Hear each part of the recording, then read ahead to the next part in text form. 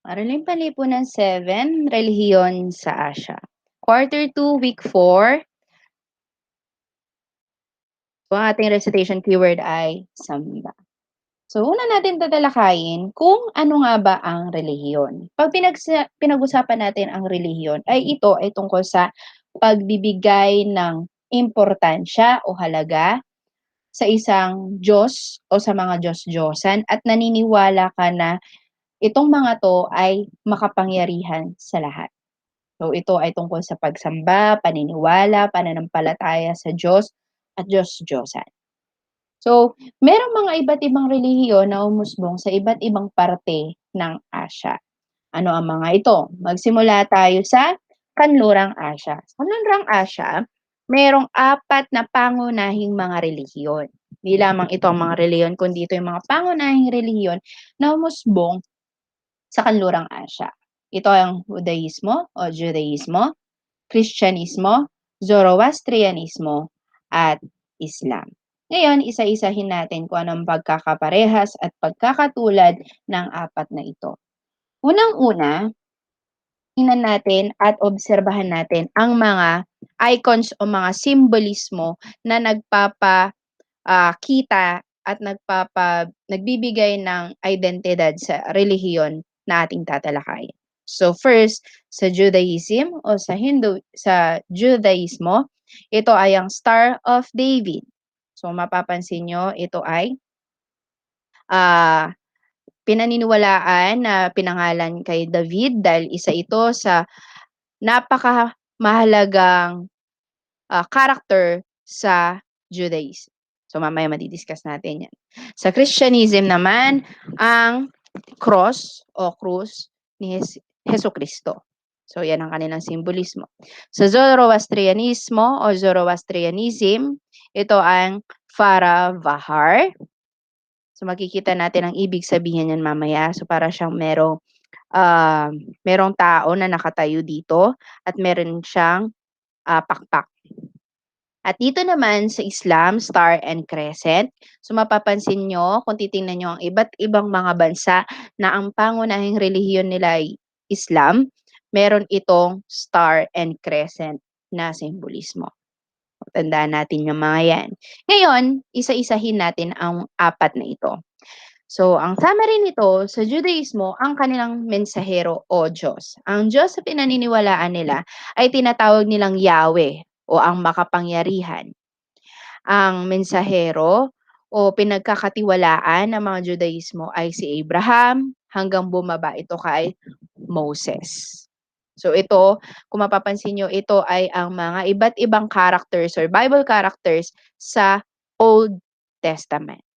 At ang mga termino, ang Torah at Tanakh, ito ay ang tawag sa banal na aklat ng Judaismo. Pag sinabing Torah, ito yung first 5 books sa Old Testament. Genesis, Exodus, Leviticus, Numbers, and Deuteronomy. Pag Tanakh naman ang pinag-uusapan, ito yung pagkatapos ng Genesis, Exodus, Leviticus, Numbers, Deuteronomy. Tapos, pagbaba ng Numbers hanggang Malakay. Yung 24 books na yon, yun naman yung tinatawag na Tanakh. Ngayon, pag pinagsama natin lahat yan ay ang Old Testament. Ibig sabihin ng Judaismo, naniniwala sila sa mga aral na nakapaloob sa Old Testament, ang Torah at ang Tanakh. Sa Kristyanismo naman, ang kanilang Diyos ay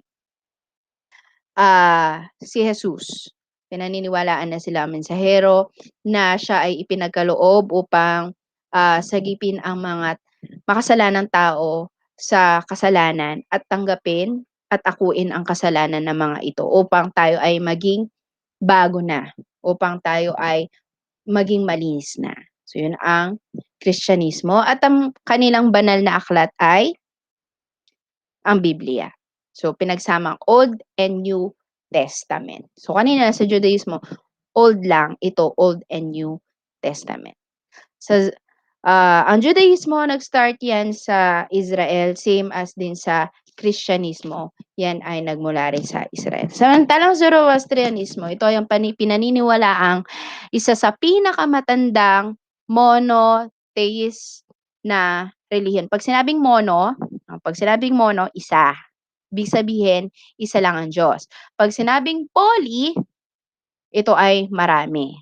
So, ito ay mono, kapag marami naman or two or more ang Diyos, or kahit na umabot pa ng 300 ang Diyos nila, ang tawag sa kanila ay polytheist. Ayan na, poly. Ngayon, mono dahil isa pa rin ang pinaniniwala ang Diyos diyan at ang kanilang mensahero ay si Zoroaster.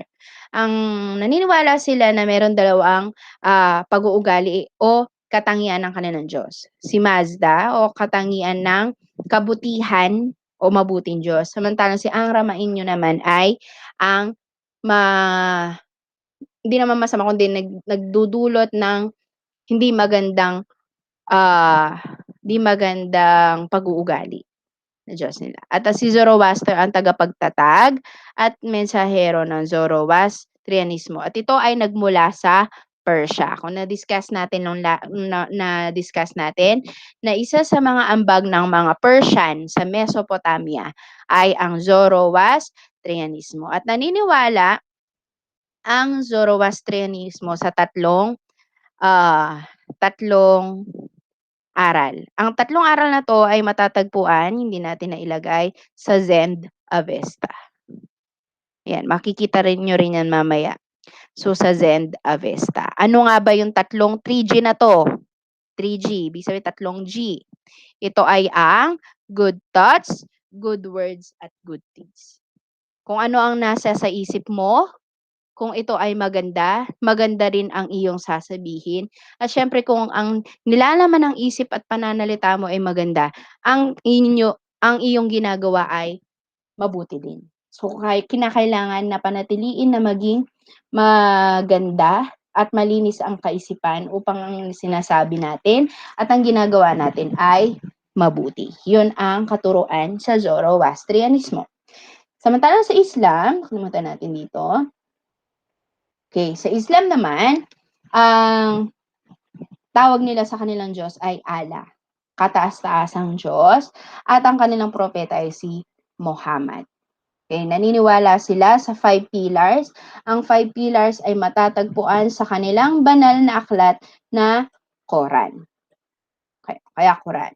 Pag sinabing 5 pillars, ito yung Shahada, Salat, Zakat, Saum, at Hajj.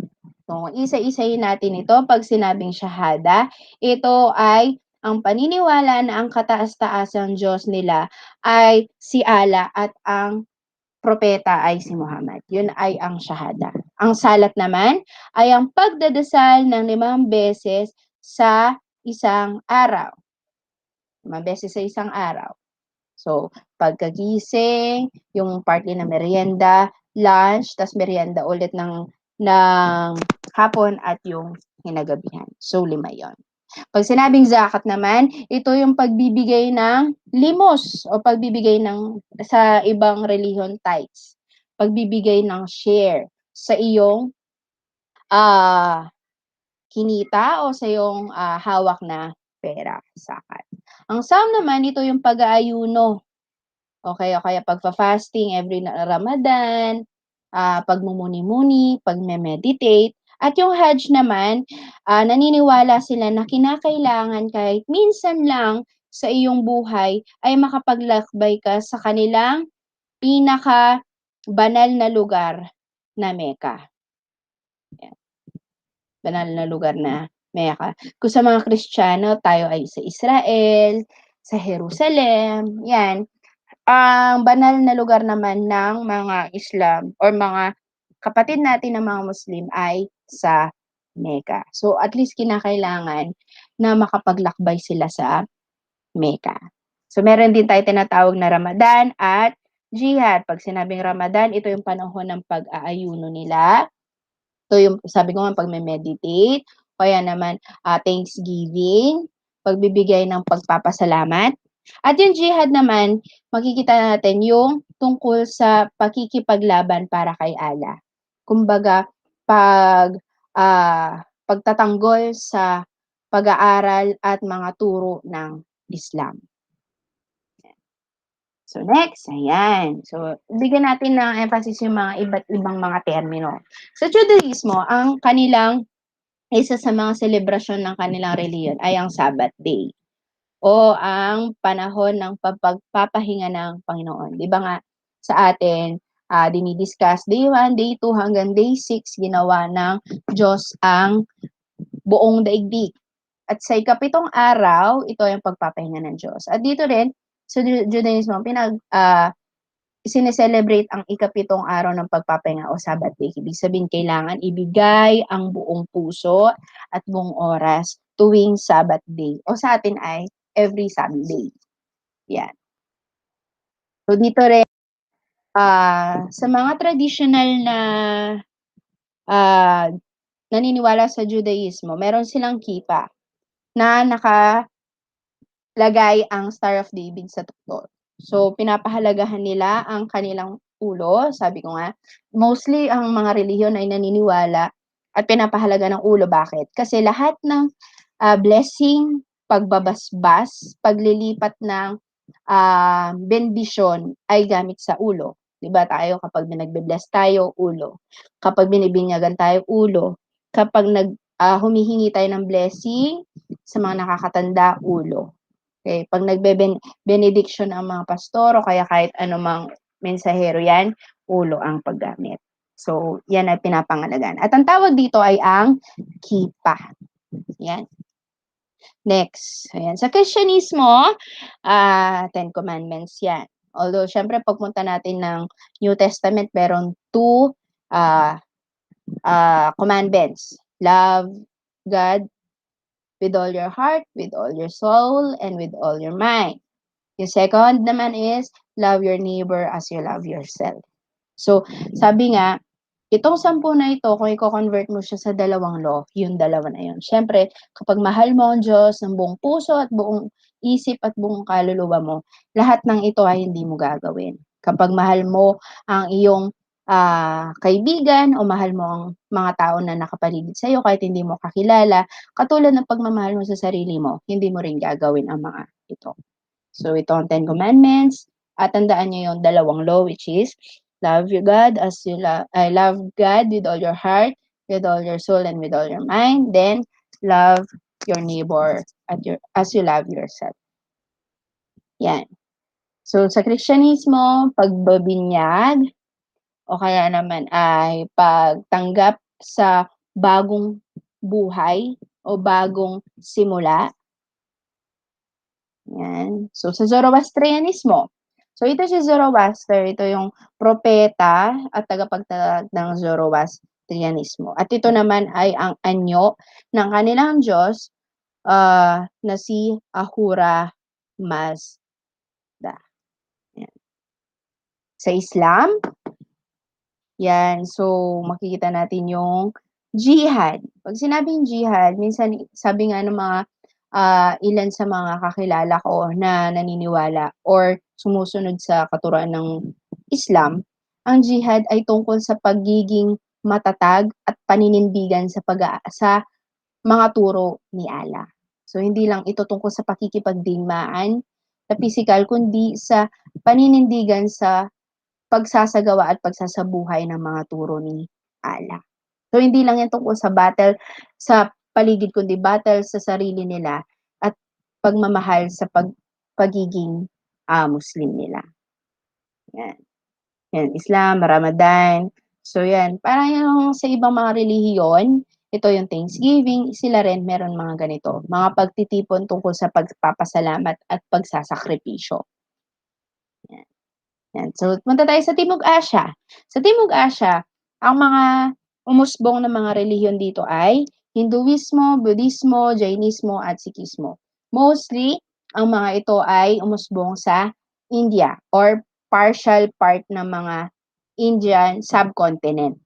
Kasi di ba nga nahati rin ang India, so sa parting yon halos lumaganap ang relihiyon. Kaya nga, nung dinidiscuss natin ito, noong sa first quarter pa, kinilala ang Timog Asya bilang lupain ng kahiwagaan. Bakit? Kasi maraming mga relihiyon ang umusbong sa Timog Asya. So, ano nga ba itong mga 'to? Tingnan natin ang mga simbolismo. Ang simbolismo ng Hinduismo ay Daum. So, ito ang pagkakasulat ng Daum sa Sanskrit. So, ito ay Sanskrit form. Ayan. At ito ay ginagamit na kasulatan ng mga naniniwala sa Hinduismo. Kung pag-aaralan natin at sasaliksikin natin na mas lalim ang Hinduismo, maraming iba't ibang klase ng Hinduismo ngayon. Marami ng umusbong. At ito ay nagmula sa India. Okay. Dito naman sa Dharma Wheel, ayan. So, syempre, pag pinag-uusapan ang Budismo, wala silang particular na Diyos, pero naniniwala sila sa turo ni Buddha o Siddhartha Gautama Buddha. Okay. Ang Dharma Wheel nila ay may 8. 8 yan. So, malalaman natin kung bakit may 8 kabig ang wheel nila. So, dito naman si Jain emblem. Ito ay ang simbolismo ng Jainismo. At ang pinaka-pinaniniwalaan ng relihiyon na to ay sa walang karahasan o hindi pagpapalaganap ng kahit anumang karahasan. Makikita natin yan mamaya. Siyempre, ang Sikhism ay Dakhanda. So, ganito ang kanilang simbolismo. Ang nasa gitna ay sword. Actually, talagang merong parte talaga ng Sikhismo na merong sword. Mamaya ipapakita ko sa inyo, merong mga uniform ang mga naniniwala sa Sikhismo. So, punta tayo sa table na ito. So, dito sa table na to ay yan. So, sa Hinduismo, naniniwala ang relihiyon na ito sa Trimurti. Pag sinabing Trimurti, from the word Trimurti, 3 anyo ng Diyos. Ito ay isang Diyos na merong 3 anyo. Ito ay Brahma, Vishnu, at Shiva. Pag sinabing Brahma, mga anak, ito ay ang Diyos ng tagapaglikha. Makikita niyo ang itsura ng kanilang Diyos. Pag si Brahma, ito ay anyo ng kanilang Diyos na tagapaglikha. Lumilikha ng mga bagay, lumilikha ng mga sitwasyon, lumilikha ng mga pangangailangan ng mga tao. Si Vishnu naman, kung merong tagapaglikha, syempre merong tagapag-alaga, merong tagapagpanatili. Siya yung nagpapadami, o kaya naman siya yung nag-aayos at nangangalaga sa ginawa ni Brahma. At syempre, kung merong tagapaglikha at merong tagapanatili, ano natin yan, likha. Kung merong tagapaglikha at merong tagapanatili, ayan, nahihirapan ako, mapanatili, ayan, idat na lang natin, mapanatili, meron din tagawasak. So, ang Diyos ng Hinduismo na tagawasak ay si Shiva. Papakita natin ang itsura nila mamaya. Yan. So, ang kanilang banal na aklat ay ang Shruti at Vedas. Makikita ang iba't ibang uri ng Vedas, katulad ng Rig Veda, Yajur Veda, sa Shruti at Vedas. Dito na nakapaloob, parang talaga siyang Biblia, nandun ang mga paniniwala tungkol sa Hinduismo, mga kanta, mga kultura, mga pinagmulan sa Shruti at Vedas. Siyempre, dahil ito ay nagmula sa India, naniniwala sila sa sistemang kaste o yung sa antas, yung triangle na diniscuss natin last meeting. Kumbaga, meron yung Brahmin, yung Vaisyas, yung Kshatriya, yung Sudras, at yung mga untouchables. So, naniniwala pa rin sila dun sa antas ng lipunan na yun. At syempre, ang reincarnation, naniniwala sila sa 3 cycle. Pag sinabing 3 cycle, pinanganak ka, namatay ka, at mabubuhay ka sa ibang anyo. Maaring anyo ng bagay o anyo ng hayop. So, yun ang reincarnation. Mapupunta ang iyong kaluluwa sa ibang bagay. Yan. Ngayon, punta tayo kay Budismo. So, sa Budismo, ito ay ang tungkol sa pag-aaral at turo ni Siddhartha Gautama Buddha. So si Buddha, ang storya ni Buddha, siya ay nagpakalayo-layo, pumunta siya sa isang bundok, nagnilay-nilay siya, hanggang sa paglipas ng maraming mga araw, lahat ng kanyang mga na-meditate, na-reflect ay isinulat niya sa kanyang aklat at ito ay ginawa niyang relihiyon upang maipahayag ang mga turo niya tungkol sa buhay-buhay. So, ang libro na yon ay tinatawag na Tripitaka at binubuo ito ng Four Noble Truths at yung Eight Folds na mamaya makikita natin. So, pag sinabing Four Noble Truths, naniniwala sila dito sa apat na pinakamakatotohanang bagay na na-meditate ni Buddha. Ito ay ang Dukha, Samudaya, Nirodha, at Magga.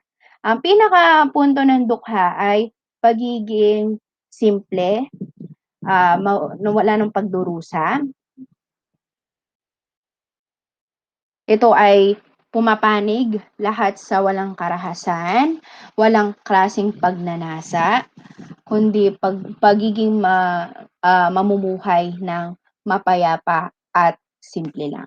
So, yun yung Four Noble Truths nila. Walang pagnanasa, walang karahasan, pagiging simple, kinakailangan pagtanggal sa mga pagdurusa at sakripisyo ng buhay. Okay. So, next naman ay ang Jainism o Jainismo. Wala silang Diyos, pero ang kanilang tagapagtatag ay si Mahavira Vardhamana. Katulad ni Siddhartha Gautama Buddha, ang Jainismo ay tungkol din sa pagninilay ni Mahavira Vardhamana.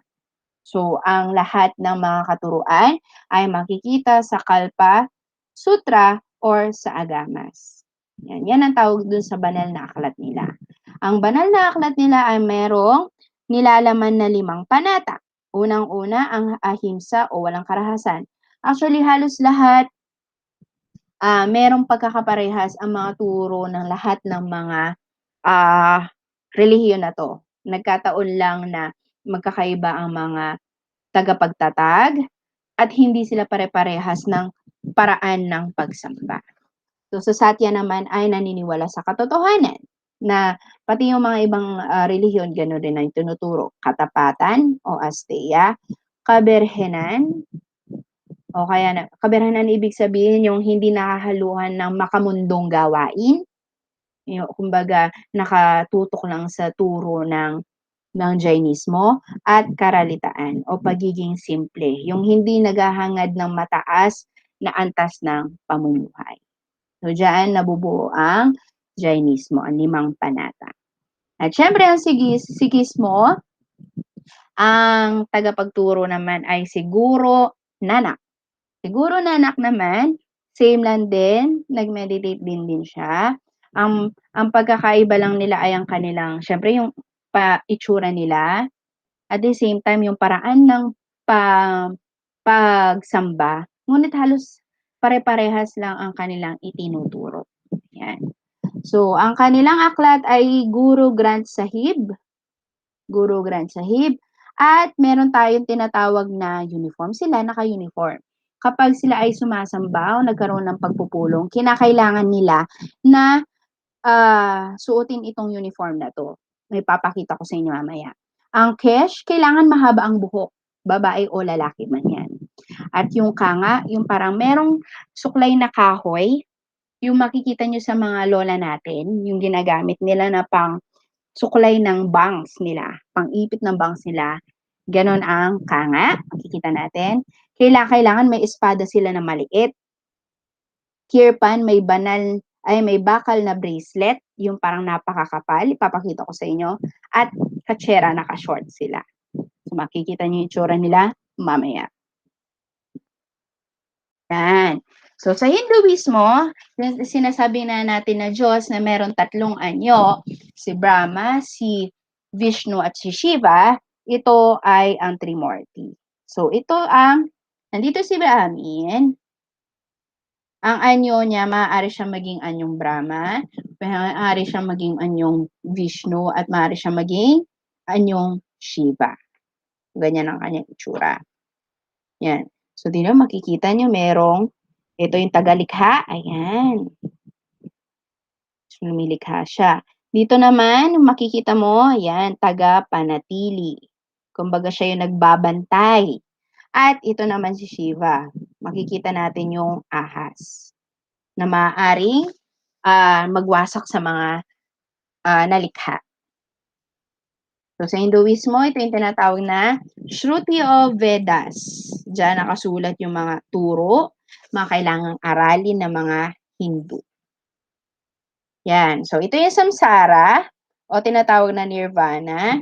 Gulong ng buhay. Ibig sabihin, mabubuhay ka, tapos, pagdating ng mga araw, mamamatay ka hanggang marirebirth ka o mabubuhay kang muli. So, nakadepende sa iyong karma kung ano ang magiging kakalagyan ng iyong kaluluwa. Siyempre, kung ikaw ay naging mabuting nilalang, mapupunta ka sa isang anyo na maganda. O hindi naman, siyempre, sa hindi magandang anyo. Yan, yan ang samsara.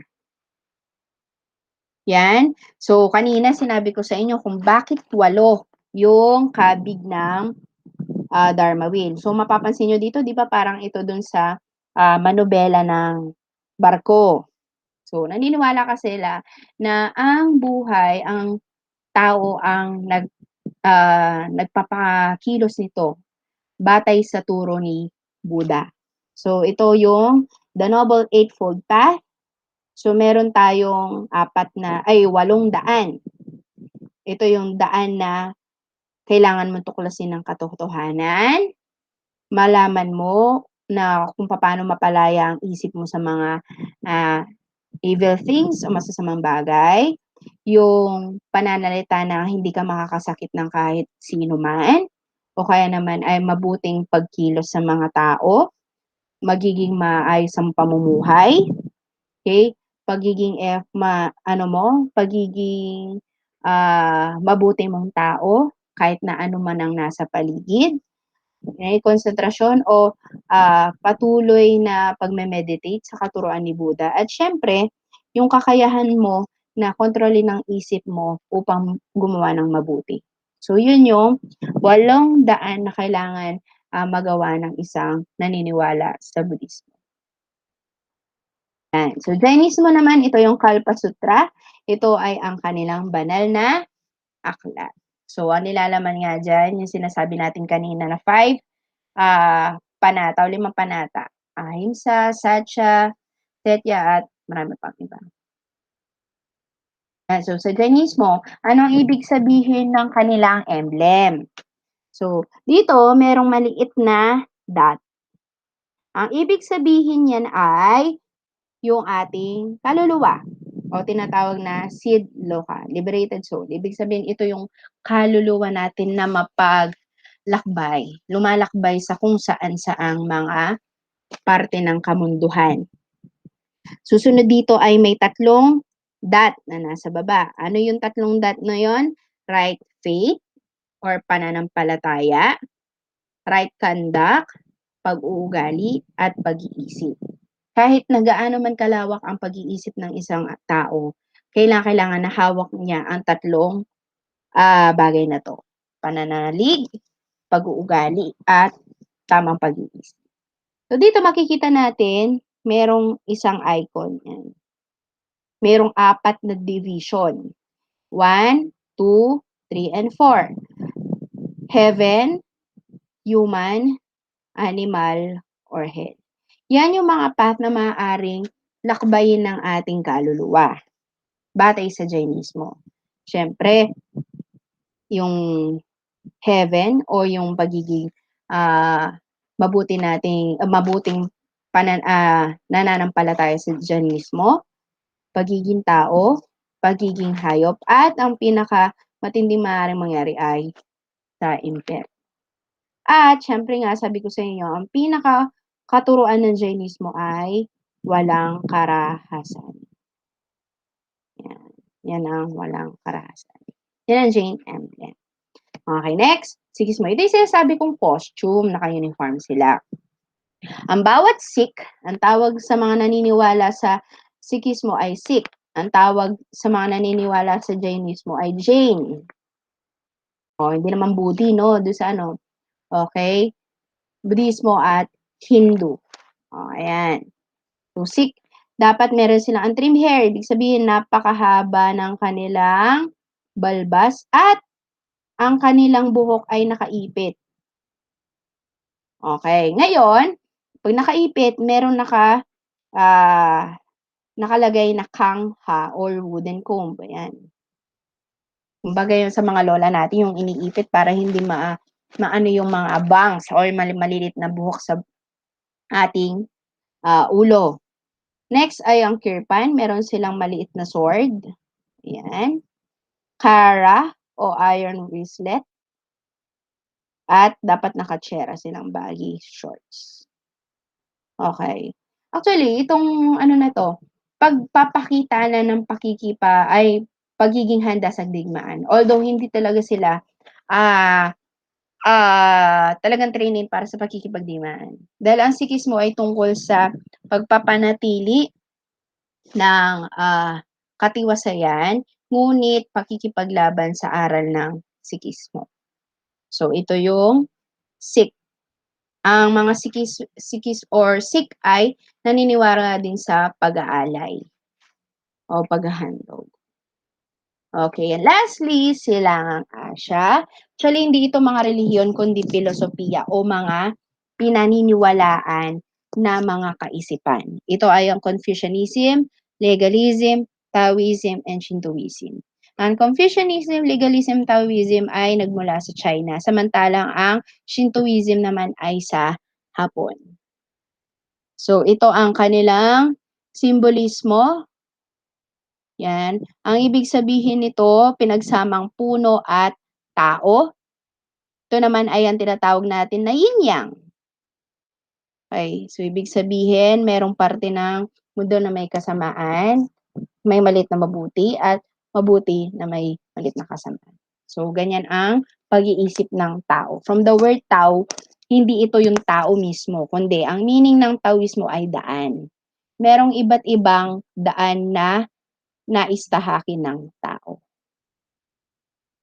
At ang legalismo naman, dahil from the word legal, ito ay tungkol sa batas. So naniniwala na magiging maayos lang ang isang lugar o isang bansa pag pinamamahalaan ito ng batas. At syempre, ang Shintoismo ay ang pagmamahal sa kalikasan. Mamaya makikita natin yan. Yan. So, ito lang yung ano natin sa Silangang Asya. Pag sinabing Confucianismo, ito ay itinatag ni Confucius. Mamaya makikita niyo ang itsura ni Confucius. At ang pinaka punto ng kanilang paniniwala ay ang Golden Rule. Ang Golden Rule natin ay do not do unto others what you don't want others do unto you. Huwag mong gagawin ng isang bagay na ayaw mong gawin ng ibang tao sa iyo. Actually, meron din yan version sa Bible, positive version, which is, gawin mo ang isang bagay na gusto mong gawin ng tao sa'yo. Kung gusto mo maging mabait ang tao sa'yo, gawin mo sa iba. Ganon ang golden rule nila. At ang Analects, ito rin ay iba't ibang mga katuruan tungkol sa pagiging mabuti, tungkol sa ito yung mga quotation na maaaring maging inspirasyon sa mga naniniwala sa Confucianism. Pero ang pinaka nila is golden rule, which is do not do unto others what you don't want others to do unto you. Sa Taoismo naman, ang tagapagtatag ay si Lao Tzu. So si Lao Tzu, ang pinaka punto niya ay ang daan o ang yin-yang. Ibig sabihin, maraming mga daan na pwedeng tahakin ang bawat tao base sa kanilang pag-iisip at mga desisyon. At bawat desisyon may magandang may dudulot at meron din may dudulot na masama. Ang mundo ay napapalibutan ng pag-ikot ng kasamaan at kabutihan. Ang katuruan naman niya ay makikita sa Tao Te Ching. Kanina, sa Confucianismo, ang libro niya ay Analects. Sa Taoism naman ay Tao Te Ching. Okay, sa legalismo, ang nagtatag ay si Xiangyang at si Lisi. Okay. Ang punto lang ng legalismo, naniniwala sila na walang anumang bagay ang makakapagbigay ng kaayusan sa isang lugar kundi ang batas. Kaya ang pinapairal ng isang bansang legalismo ay puro batas, wala ng iba. 'Pag may batas, may kailangan sundin at meron ding kaakibat na kaparusahan. At siyempre, ang Shintoismo, actually walang tagapagtatag dito, na-discuss naman natin sa Japan na ang Japan or ang Hapon ay naniniwala sa mga Diyos na nasa paligid nila. Ang pinaka-Diyos nga nila ay ang araw, yung tradisyonal ng mga Hapon. Kung saan naniniwala sila na lahat ng kanilang ginagawa ay nakikita ng kanilang Diyos, which is ang araw, nagbibigay ng kalakasan ang kapaligiran, kaya nga may Diyos sila ng mga puno, mga hayop, mga bagay, kasi nga, ang puwersa ng kalikasan, ang pinaka pinaniniwalaan nilang makapangyarihan sa lahat. At ang mga espiritu na 'to, espiritu ng puno, espiritu ng hayop, ang tawag nila ay ang kami. So, kami o mga Diyos o espiritu ng mga bagay na kanilang pinaniniwalaan. So, ano naman ang paniniwalang Aragimi? Ito yung ayan. So, ang Aragimi rin ay ang paniniwala nila o tawag din nila sa mga Diyos nila na nanggagaling sa iba't ibang panig ng kalikasan.